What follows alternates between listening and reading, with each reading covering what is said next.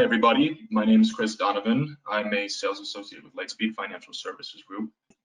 Thank you once again for joining us for our free webinar today, Wednesday, December 9th, 2020. Today, we will be hosting a webinar on an economic recap of 2020 with our guest, Mark Schug. So if everyone could please confirm if they're able to see my screen and hear me, that would be awesome. Before we go ahead and get started. Here we go. So I just have to read this disclaimer before we get started here. This presentation is for informational purposes only. Nothing presented today should be construed as investment advice or a recommendation to buy, sell, or hold any security or contract.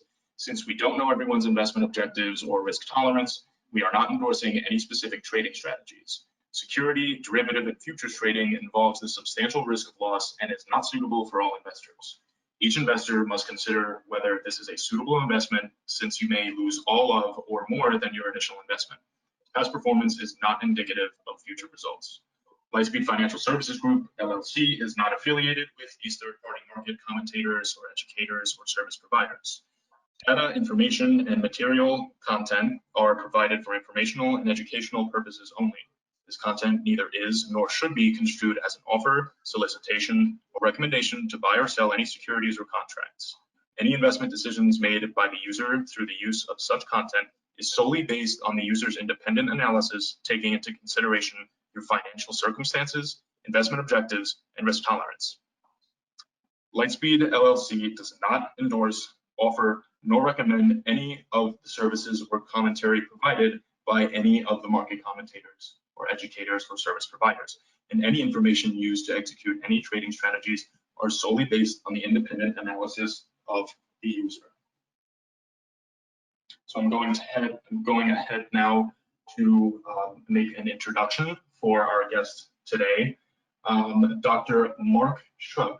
He is a Professor Emeritus at the University of Wisconsin-Milwaukee, where he directed the Center for Economic Education. He taught for 36 years at the middle school, high school, and university levels. A widely recognized scholar, he has written and edited more than 230 articles, books, and national curriculum materials. He has received national awards for leadership and research in economic education from the Council on Economic Education and for service from the Association of Private Enterprise Education. He has been the guest co-editor of 11 special economic sections in social education, flagship journal of the National Council for the Social Studies. He has served on several nonprofit boards, including the National Association of Private Enterprise Education, Business and Economics Academy of Milwaukee, or BEAM, the Economics Wisconsin Council for the Social Studies, and the Wisconsin Governor's Council on Financial Literacy. So with that, I'm going to go ahead and turn things over to our guest, Mark. So please hang on just a moment. Okay. All right, Mark, you're good to go. Please take it away. All right. Well, thank you, Chris, for the kind introduction, and thank you, everybody, for tuning in today. Really glad. I know, things are busy. There's lots to do. It's the holiday season, so I'm really glad that you're willing to take a little time out of your day to be with us. I'm, as Chris said, I'm an emeritus professor from the University of Wisconsin-Milwaukee. What that really means is I retired from there without getting into too much trouble, and I've been running my own consulting business since then. And this is part of my business, is giving talks and writing books and that sort of thing. When we're all done here, I'll give you my email. But you see markschug.com there. If you are at all interested in getting the slides, you can go right to my website, and there's a link there for my email, and just get in touch. These slides are not that big a file. It'll just go right over email. So if you're interested in the slides, just feel free. I generally have 4 or 5 people follow up after with questions, and they follow up with a request for the slides. So don't be shy if that's what you'd like to do. So This is going to be the econ wrap up for the year. And the topics today are, how did COVID-19 hit the economy? And boy, what a wallop. You're going to see a few slides. Now, some of you, if you were with me the last time, I showed some of these slides as well. But it's just such a wallop that the US economy took, that the slides that you're going to see are just ones you've never seen in your lifetime, and hopefully we never see again. So we're going to talk about that. Then we're going to talk about what forces are pointing to a robust growth in 2021. I think most economists are thinking we're going to grow economically. That is, GDP is going to continue to grow in 2021. But the really question is it going to be robust growth or kind of slowish, sluggish growth? So we're going to see, kind of identify some forces pointing toward robust, relatively strong growth in 2021, and then we'll look at some factors that are suggesting slower growth. Let's spend a little time just talking about the markets themselves. What are some of the analysts saying going forward? And just between you and me, I have a little concern about the long game here with some of the policies we're pursuing. So the long game might influence some of your investing decisions as we go forward. And then let's see if we've got some time for questions. And I'm going to try, and Chris is going to help monitor the chat. So feel free to enter questions as we go, and maybe we'll take them all at the end. But if there's something urgent, I'll try to follow to if there's something we need to clarify. So, okay, let's take a look at how COVID-19 hit the economy in 2020. Look at this. This is the third quarter GDP growth. So you see hitting the tank right there. So this is like second quarter. So this is March. And then you see in the third quarter, this absolute reversal. So this is just an amazing number. Let's just break it down a little bit. Well, here, let's see. I hope you can see this. I can't quite see it on my screen. I'm seeing if I can move this over a little. You've never seen a slide like this in your whole life. Here, look at the amazing drop in GDP, and look at the amazing recovery in GDP. The other one, this is the earlier slide is presenting it in percentage terms.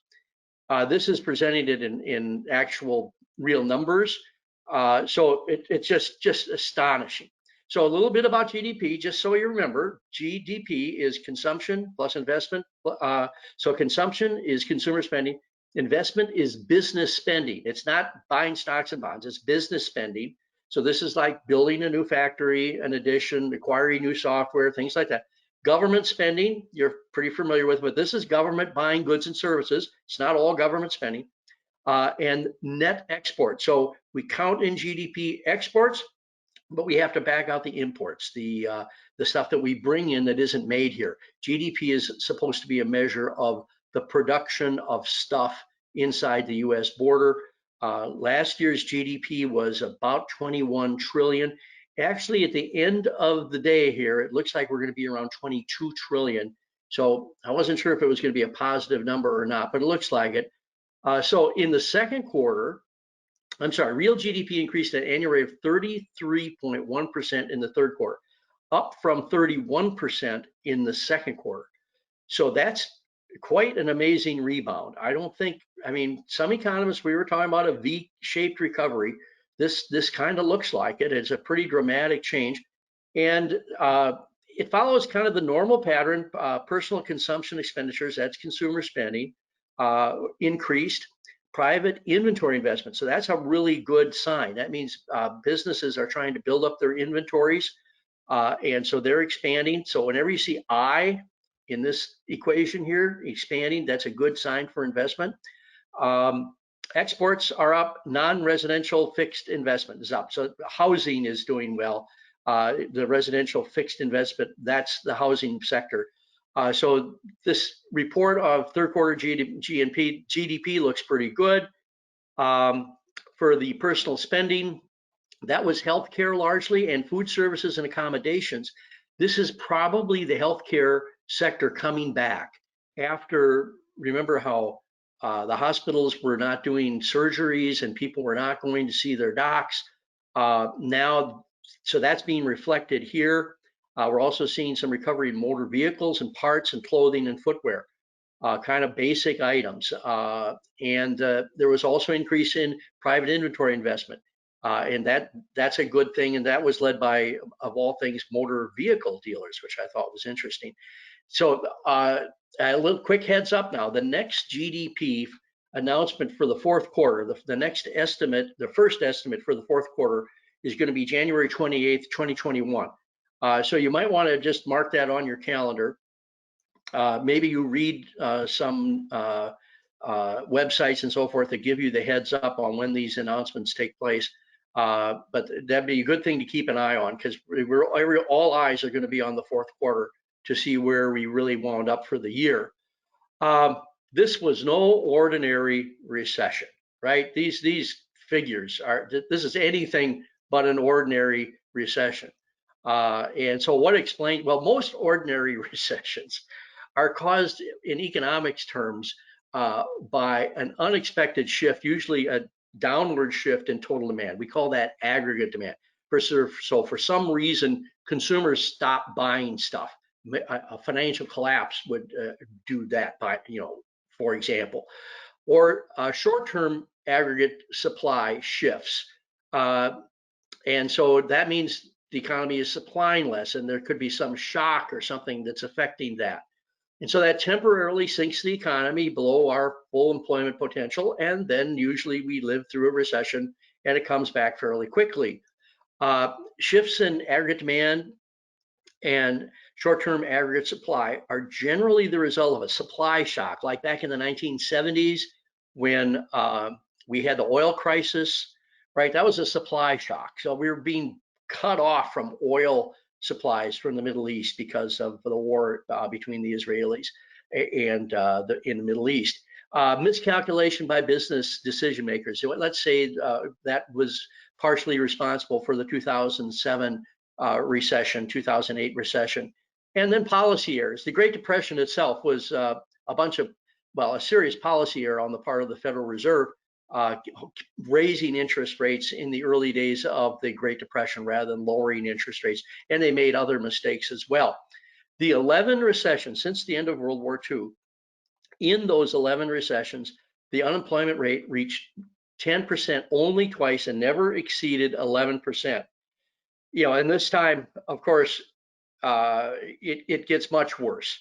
So why is this recession so unique? Well, of course, because it was caused by government mandates. The government said we're going to close down the economy, and that's what happened.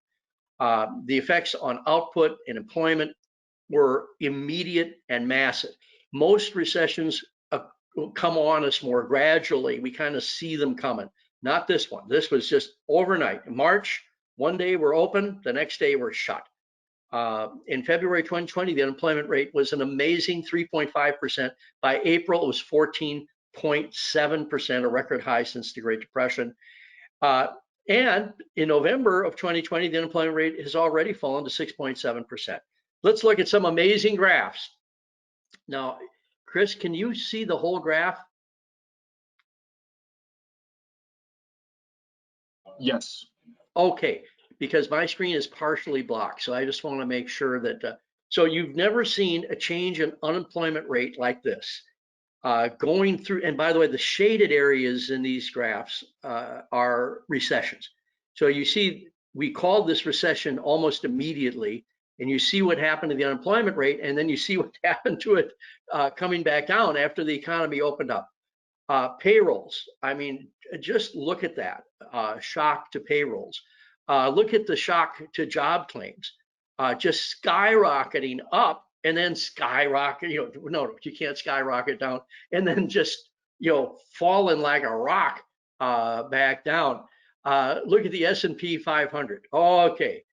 Whoa, there was a scary moment there in March when the S&P 500 and the Dow Jones Industrial Average collapsed, right?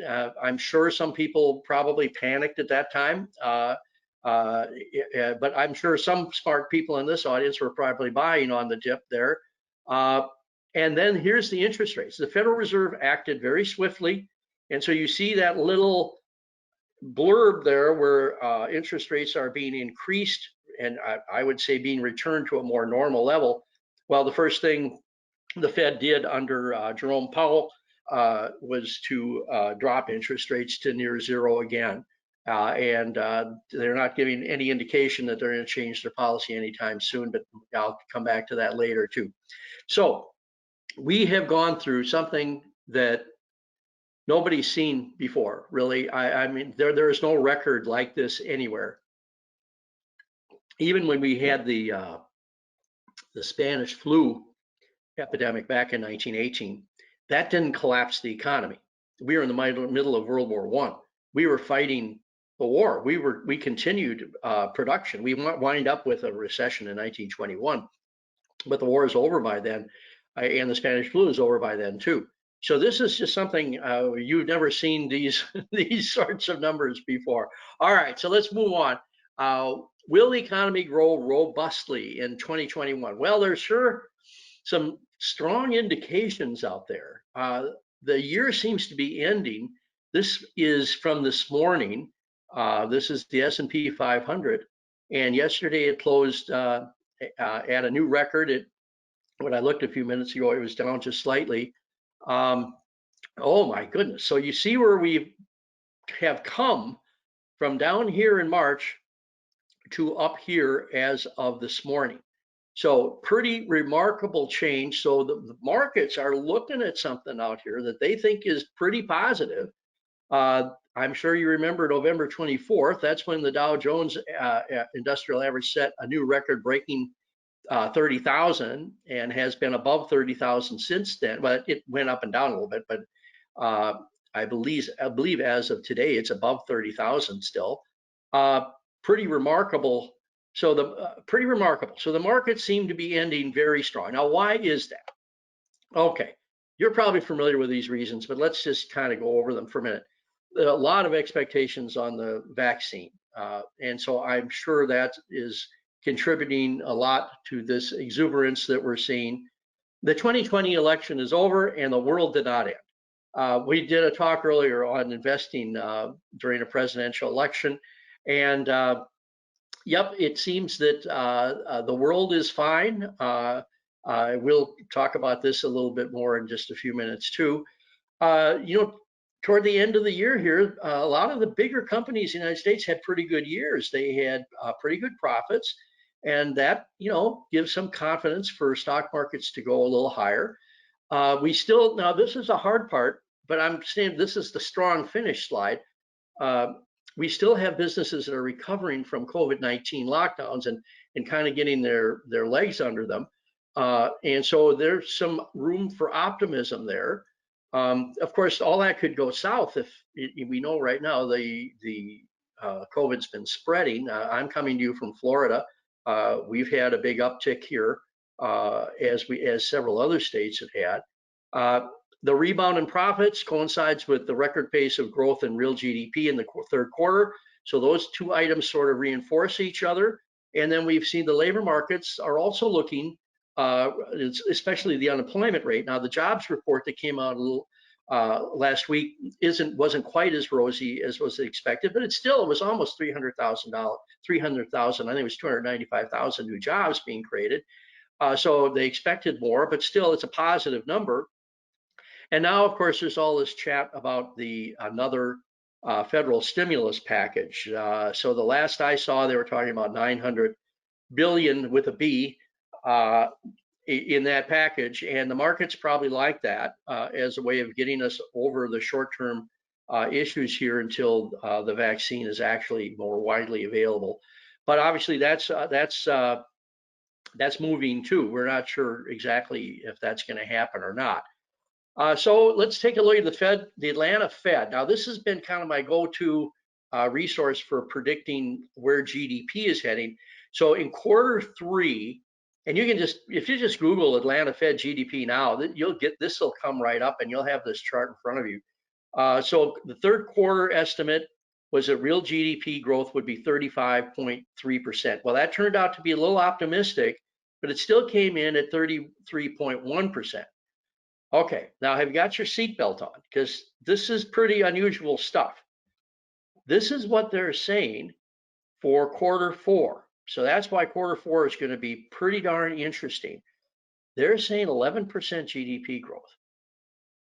Okay, we haven't seen 11% GDP growth for a long time. Now, again, this is in a very unusual time coming out of this amazing shutdown and then the return. Now, and things that could screw this up, obviously, would be if people start to reimpose mandates and restrictions on opening and things like that. I've just had some friends return from New York because they were fearful they were going to get locked down in New York, and they came back to Florida here. So this is a pretty optimistic. This appears to be an optimistic number. We saw in the last slide that they were a little optimistic, but if this is 9 or 10%, that's a pretty favorable number for economic growth. I mean, we're used to seeing 2-3% growth. 5% would be amazing. This is 11% growth, so pretty interesting. What other sectors? So GDP is one thing. Housing appears to be strong, and we're seeing. I'll show you some statistics in 1 second here, but a big hit in quarter 1, but then rebounding after that. Homes have now, I think the psychic value and then also the monetary value that people are putting on housing is changing. People are more interested in their home because, like me and Chris, we're working from our home. So we like to have good spaces in our homes. And so especially higher net worth people are out there seeking a better housing arrangements. And of course, interest rates are low, which sort of feeds into the housing market as well.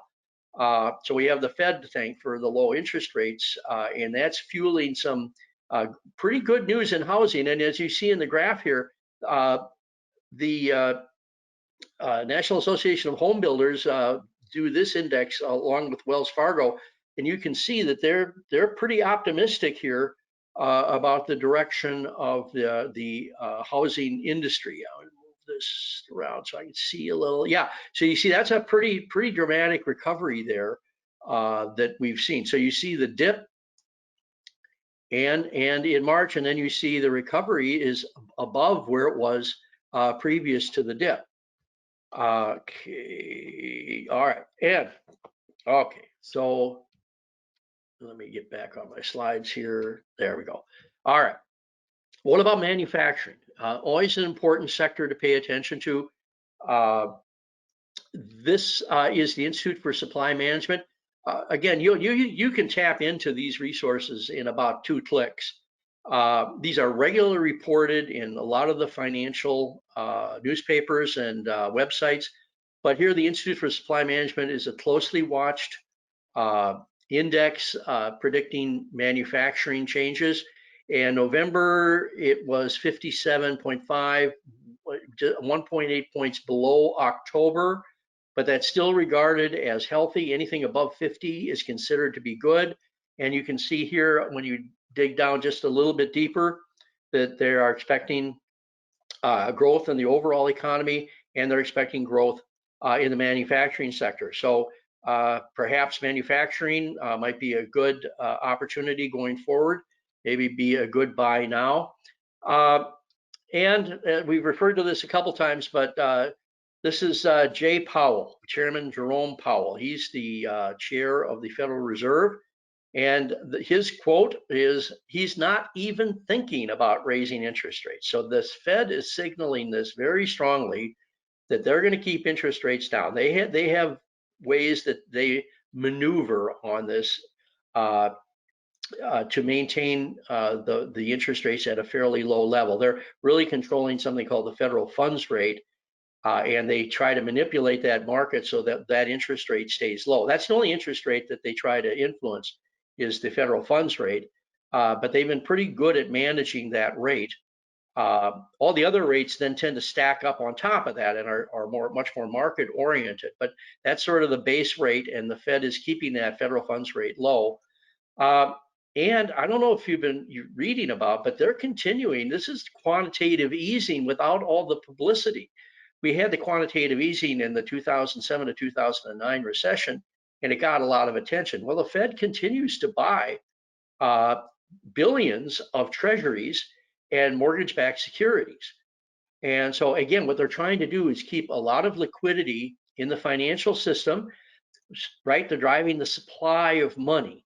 So they're keeping the banks, when they buy these treasuries from financial institutions, those financial institutions get money, right? And the idea is that they take that money and invest it in housing and manufacturing, in businesses getting loans. And so this is part of what they're doing to keep the interest rates low. And they bring those purchases onto their balance sheet. So it's basically no longer in the economy. So they're basically trying to keep a lot of dollars flowing into the economy in order to keep the financial markets humming along. Well, those were our forces for pointing to robust growth. What's the case for slower growth? Well, there aren't quite as many things to look at here because most things are looking positive. But let's, we want to be fair about this and understand that things can go south too. So when you have a new administration, markets tend to perform less well. Why is that? Well, markets typically don't like uncertainty. And we have a new president, a new administration, and we can read their platform on taxes, on regulations, on worries about big tech. Some of those points might be viewed as somewhat anti-private sector. And so, those might be some concerns. So change generally is a concern. For example, Mr. Biden ran on issuing new climate rules for cars and trucks. And we saw California has changed its rules pretty dramatically to try and get to electric cars everywhere. Well, this is going to cause some dislocation. If this happens rapidly, then that's going to cause some dislocation in certain markets. There was an article the other day that General Motors Cadillac dealers are dropped out, like 125 of them no longer will be carrying the Cadillac brand, largely because they were concerned about having to revamp their shops to handle electric cars. And they're worried that consumers may not be ready for electric cars. And they're, especially in rural areas where you travel long distances, or people that travel long distances. These electric cars are great, but they also have some limitations about how far they can go. There's a similar situation with reducing greenhouse gas emissions. These rules become expensive and somewhat onerous on some industries. So that may dampen enthusiasm for certain stocks, might dampen GDP. There is part of the platform of the administration, the new administration, when they were running for office, was to increase the corporate tax rate from 21% to 28%. So that might dampen enthusiasm in some quarters. It might be harmful to some corporations to find this new tax revenue. There's a talk about imposing a new minimum tax on U.S. companies, and then there was talking about an increase in taxes on income of U.S. companies, foreign income of U.S. companies, and there's a whole lot more foreign income of U.S.-based corporations increasing taxes on. So there's a lot of talk about taxes. This certainly affects a lot of aspects of the economy, and there's a lot of other things, and you can go check the platform that Mr. Biden ran on and see. But will any of these things happen? Well, that's just the big issue. It's not at all clear that these policies will be enacted, and it's economists would disagree on how much impact these things are going to have anyway. But just saying that a lot of these things would be somewhat worrisome to the private sector. They may not happen. We don't know if Mr. Biden will walk away from some of these. And remember, the president is not the commander-in-chief of the economy. Neither is Congress, for that matter. But he does have to work with Congress on getting legislation passed. All eyes are on Georgia, of course. And it looks like voters seem to favor divided government, and maybe divided government is a friend of economic growth. But all this has remained to be seen as we're going forward here. But just to lay out that there's some uncertainty there, and the markets don't always handle that uncertainty real well. Then let's see, consumer confidence has been declining. This is pretty persistent. This is in the Conference Board Consumer Confidence Index. and that's what I'm using here, but all the same sorts of numbers were also being seen in the University of Michigan index. So this looks like a fairly clear pattern. So consumers are still a little bit worried out there, and their worries seem to be increasing. So that might affect their spending going forward. So the present situation index, is a subversion of the Conference Board Consumer Index, based on consumers' assessment of current business and the labor market conditions, that decreased, and their expectations index based on consumers' short-term outlook for income, business, and labor market conditions, that also declined somewhat. Now, not, well, 98.2 to 89, I mean, that's a fairly large drop. So those are things that might be some forward evidence that maybe the economy might grow a little more slowly.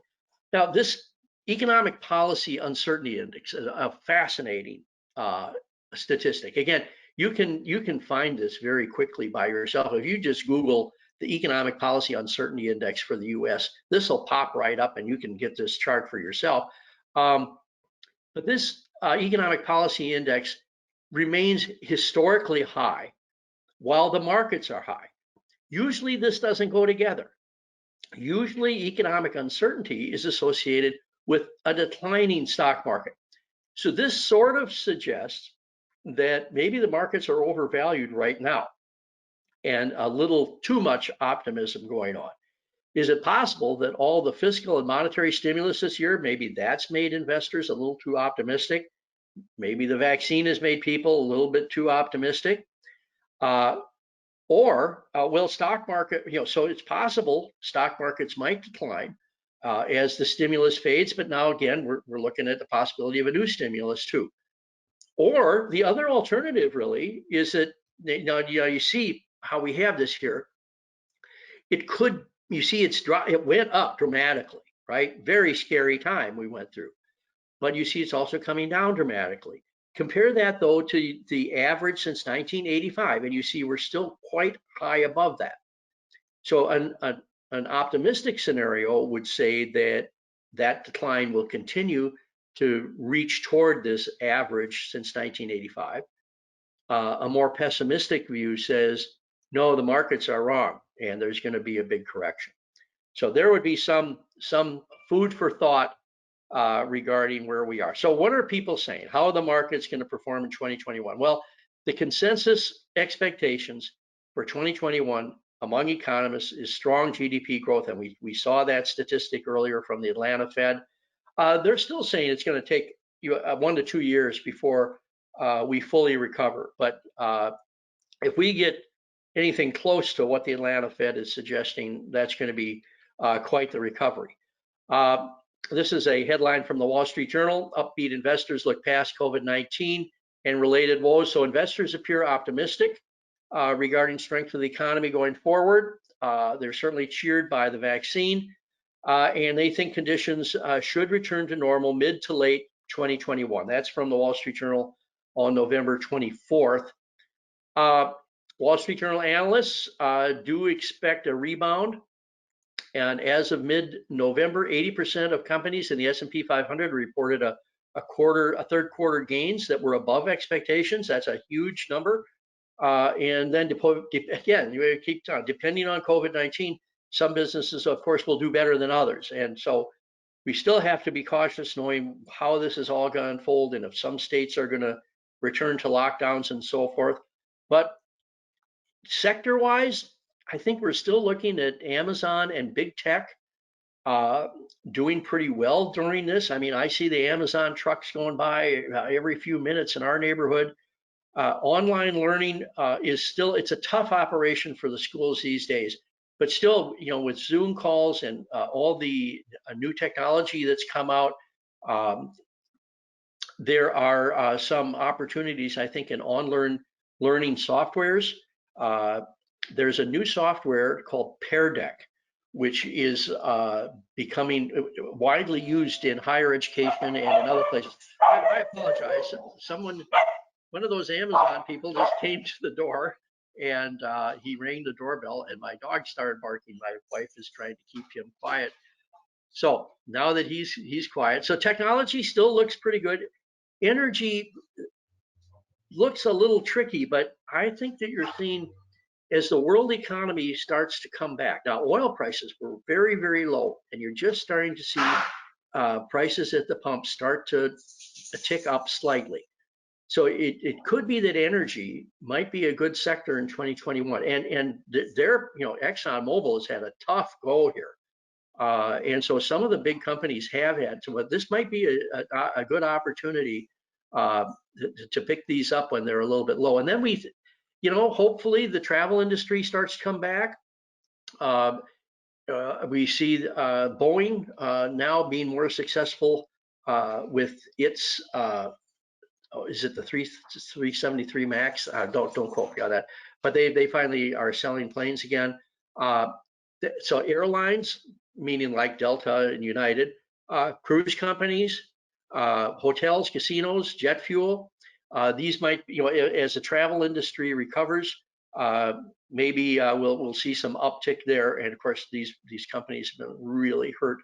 Only the companies with pretty deep pockets are going to manage to survive this thing. Well, what about the long game? How are we doing here? All right, we're doing about right on time. So we're getting near the end here. What about the long game? Here's a scary picture. All right, now this is a reflection of government spending. So that top line is outlays, right? And this is clearly showing the multi-trillion-dollar care package that was passed. I mean, we're talking trillion here. That's, an unbelievably big number. And so that was a big increase to our federal spending. And as you see, our revenue remained pretty flat. So that's a big hit for the economy. So now you're looking at it in terms of deficit and surpluses. And so here is a big drop in the deficit. So this is a massive decline in the deficit.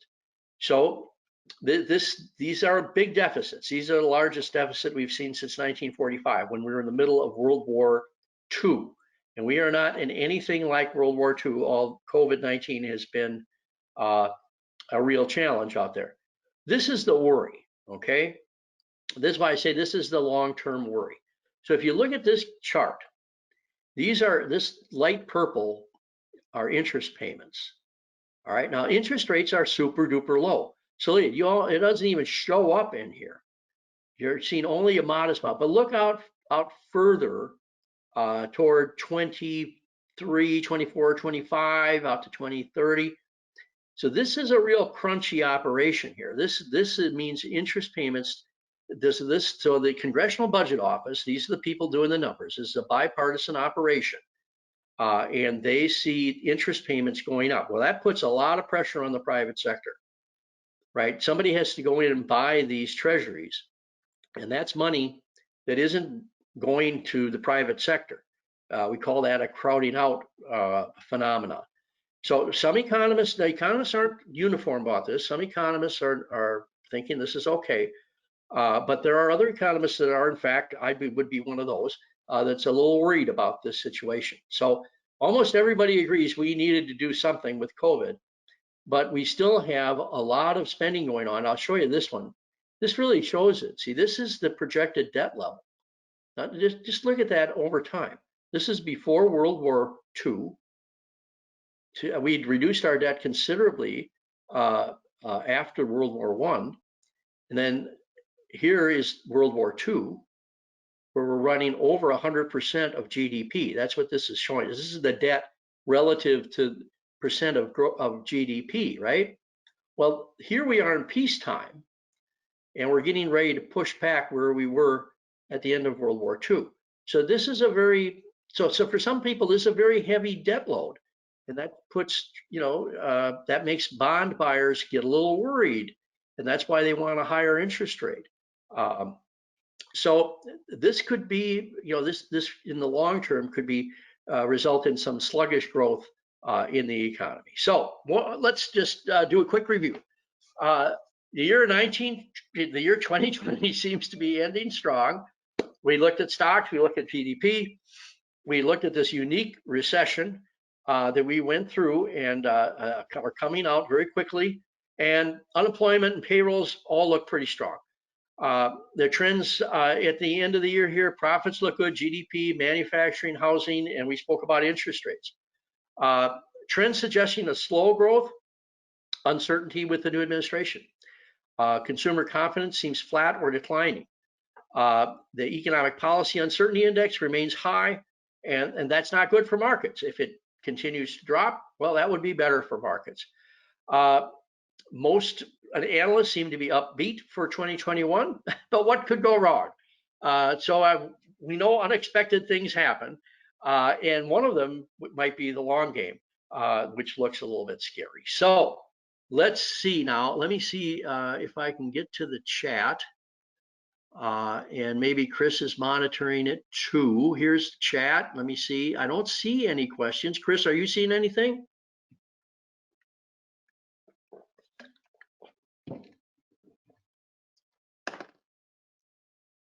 So, Mark, we did have a question here. I'm not sure if you're able to see it there. I can't see it. No,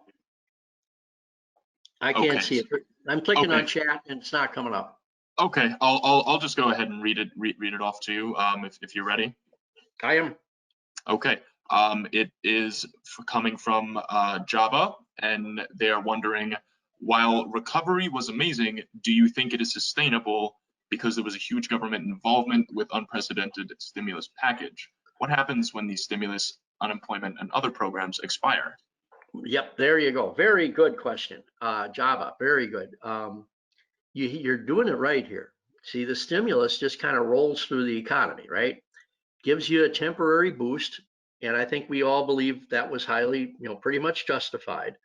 More questions about this one they're talking about right now, but never mind. But that certainly helped.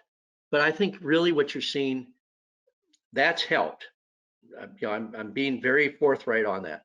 But more powerful is the reopening of the economy. That's the big thing. If we are able to safely reopen the economy, then that's the thing that's going to result in the sustainable growth. So we can take the government, the payroll protection plan sure helped a lot of businesses to survive this situation. But now, as those businesses come back on their feet, it's safe to withdraw that. After World War II, imagine we had 4 years of big government contracts running the whole economy, right? It was a command economy, basically. I mean, the government, it was wartime. And so, the government was ordering massive amounts of weapons and planes and tanks. Large numbers of GIs were taken out of the workforce to go fight. We had wage and price controls. A lot of people in 1945 thought when the government withdrew these contracts and Ford and General Motors are going to start making cars again and not airplanes and tanks, that the whole thing was going to fall apart. Well, actually, the return to peacetime in the economy was a pretty well-crafted situation after 1945. But the main takeaway is the economy not only did not collapse, it took off. We had one of the longest growth spurts we've had in history. Subsequently, we've had a couple longer than that under Reagan, Clinton, and even more recently after the Obama administration, continuing to the Trump administration. So we have a history where the government has done a lot in the economy and then withdrew, and the private sector came immediately back on its feet. And I think that's what we're going to see. So the main thing to sustain this is the withdrawal of government and the opening of the economy. That's my idea anyway. So we have any other questions, Chris? Yeah, so we've got 2 more here. The next one is coming from a Mr. Oliver Huggins. He would like to know, how do you think both the clean energy and cannabis market will do in 2021? Well, so far it looks kind of interesting. You said energy and cannabis? Yes, clean energy and cannabis. Okay. Well, the clean energy folks are really hopeful the Biden administration is going to provide additional resources their way. And so depending on, so it's not clear, the Democratic Party ran on the new Green Deal. That was a pretty massive proposal for government spending. So I'm not sure that in this environment with a Congress that has fewer Democrats, not more, and a Senate that may be under the control of the Republicans. So I'm doubtful that you could see that much, but I'm not sure you see nothing, right? So I think the clean energy industry is going to be looking very carefully at this, and they're certainly going to be lobbying the administration that direction. So I think there's some reason for optimism among clean energy. Cannabis, you just saw the House pass legislation decriminalizing at the federal level marijuana. This market's still a little unclear to me because, well, the big tension, of course, has been the fact that local authorities and states are permitting legal sale of cannabis, whereas the federal government wasn't. So I think the way I think about it, even though this market is still trying to work itself out here, not only just supply chains, just doing business is still complicated with them. I would say that there's some room for optimism. If the federal policy did change, that would remove a lot of uncertainty from this particular sector. So right now, though, I'd say as long as you have this federal block, that always raises uncertainty. If that federal policy changes, then I think I'd be more optimistic for that sector. Okay, thank you very much for addressing that, Mark. And we've got one more question here, is from Miguel. He was asking, what was the difference with the Spanish flu in an economic perspective? Did we apply any actions as they did back then? No, nothing. It's hard to get your arms around this. The Spanish flu, or they call it the 1918 influenza pandemic, actually has a lot of similarities. There were a lot of lockdowns, mask wearing, quarantines, social distancing. So a lot of this, but remember, they didn't even have vaccines and they didn't have very good treatments. So they really had to depend on kind of basic public health things like washing your hands. And in some cities were just devastated with numbers of losses. So the death rate was much, much higher than, the Spanish flu was several times worse than what we're seeing today with COVID. And hopefully we'll be past COVID before long. The big economic difference is that while some local and state governments issued lockdowns, the federal government wanted mining and manufacturing and everything related to the war effort open. And so even despite the fact that there were really serious health issues going on in manufacturing and in the mines and other sectors, not so much agriculture, although a lot of COVID eventually winds up in agricultural areas, not COVID, Spanish flu. So you did not have the abrupt, immediate economic turndown that we did here. And I've read reports that President Wilson never said a word about the Spanish flu. He never admitted that it existed. He actually got it when he was in Versailles negotiating the Treaty of Versailles after World War I. He became very sick. Some people even argue that he was so weakened that he did not do a good job of negotiating that treaty, which of course sets up the basis for World War II. So you could say the Spanish flu was part of the cause of World War II, but we won't go quite that far. But the federal government, remember, we have not had the Great Depression. The Great Depression was a big step up in government programs. This is 1918. That thought was unimaginable that we would have something like a payroll protection plan or unemployment insurance. None of those things existed in 1918. So the economy hits a recession in 1921 when World War I, excuse me, is already over. And then boom, under Cal Coolidge, there's an immediate pop back. And then we're into the 1922, and then we're into the roaring 20s when the real economy had terrific growth and only begins to slow down late in the decade, largely because of declines in autos, spending on automobiles. A lot of people got their automobile, and in housing, a lot of people got their house. And so you saw a modest decline in housing and in the automobile industry, which set the stage for a recession in 1929. And that's what we had. We were looking at a recession in 1929. But then due to grievous mistakes by the Federal Reserve, bad monetary policy on the part of the Federal Reserve, raising interest rates rather than lowering them, bad international trade policy, the Smoot-Hawley tariff, causing massive havoc in our international trade markets. And then the Congress decided to raise taxes all over the place to cover the hole in the budget. Those three combinations resulted in the Great Depression. It had had very little to do with the stock market crash in 1929. It had much more to do with those three events: failed monetary policy, failed fiscal policy, and failed international trade policy. Probably more than you wanted to hear, Mr. Miguel, but there it is. I'm not sure if I have your name quite right. Thank you, Java, Oliver, and I think Miguel for your questions. Have we got any more? Yes, Mark, we've got one more here. This is coming from Naveed. He or she, I'm sorry, would like to know if what type of situation or environment would be more likely to cause a less volatile market or to result in less volatility in the market.